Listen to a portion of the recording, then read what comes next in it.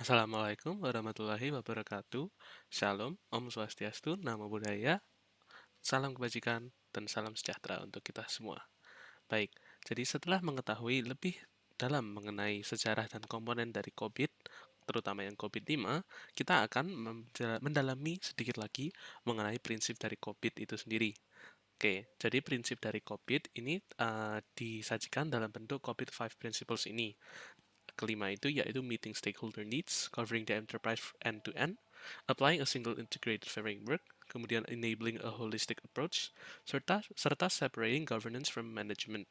Nah, namun sebelum kita menjelaskan mengenai COVID-5 5 Principles itu, kita juga akan membahas mengenai enabler dari COVID itu sendiri, yaitu segala sesuatu yang dapat membantu pencapaian tujuan dari perusahaan. COVID-5 ini mendefinisikan 7 kategori dari enabler, yaitu ada prinsip, aturan, dan kerangka kerja, atau dalam bahasa Inggris yaitu principles, policies, and framework.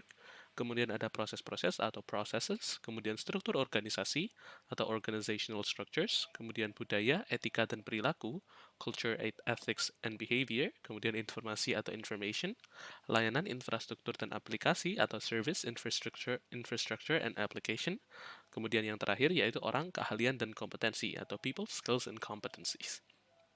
Di samping itu, COVID-5 juga didasari oleh 5 prinsip kunci yang dalam menjalankan governance dan manajemen suatu IT enterprise. Kelima prinsip COVID-5 itu yakni yang tadi saya sebutkan, yaitu yang pertama, itu meeting stakeholder needs. Nah, sebagai penjelasan sedikit, COVID-5 ini kan terdiri atas proses-proses dan enabler. Dan semua itu bertujuan untuk mendukung penciptaan nilai bisnis melalui penerapan IT. Sebuah perusahaan itu pada dasarnya dapat menyesuaikan COVID-5 dengan konteks perusahaan tersebut. Dan ini semua itu bertujuan agar bisa bukan menemukan, lebih tepatnya untuk menemui kebutuhan masing-masing stakeholder, untuk memenuhi kebutuhan dari stakeholder dari suatu perusahaan. Kemudian prinsip yang kedua yaitu untuk covering the enterprise end-to-end, di mana untuk menjelaskan sedikit yaitu bahwa COVID-5 itu mengintegrasikan pengelolaan IT perusahaan terhadap tata kelola perusahaan. Nah, hal ini itu dimungkinkan karena yang pertama, yaitu bahwa COVID-5 itu mencakup seluruh fungsi dan proses yang ada di perusahaan. Kemudian COVID-5 itu tidak hanya fokus pada fungsi IT, tapi juga menjadi teknologi dan informasi tersebut sebagai aset yang berhubungan dengan aset-aset yang lain yang dikelola semua orang di dalam sebuah perusahaan.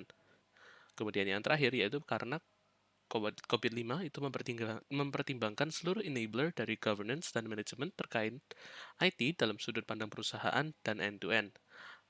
Artinya, atau pada dasarnya, itu bahwa COVID-5 itu mempertimbangkan seluruh entitas di perusahaan sebagai bagian yang saling mempengaruhi. Kemudian, prinsip yang ketiga yaitu applying a single integrated framework, di mana COVID-5 itu selaras dengan standar-standar terkait yang biasanya itu memberikan panduan untuk sebagian dari aktivitas IT. COVID-5 adalah framework yang membahas high level terkait governance dan manajemen dari IT perusahaan. COVID-5 menyediakan panduan high level dan panduan detailnya yang disediakan oleh standar-standar terkait lainnya. Kemudian yang keempat yaitu enabling a holistic approach. Governance dan manajemen IT perusahaan yang efektif dan efisien membutuhkan pendekatan yang bersifat menyeluruh, yaitu mempertimbangkan komponen-komponen yang saling berinteraksi. Nah, disinilah bagaimana COVID-5 itu mendefinisikan sekumpulan enabler tadi itu untuk mendukung implementasi governance dan manajemen sistem IT perusahaan secara komprehensif. Kemudian prinsip yang terakhir yaitu separating governance from management. Jadi, COVID-5 ini memberikan pemisahan yang jelas antara manajemen dan governance atau tata kelola TI.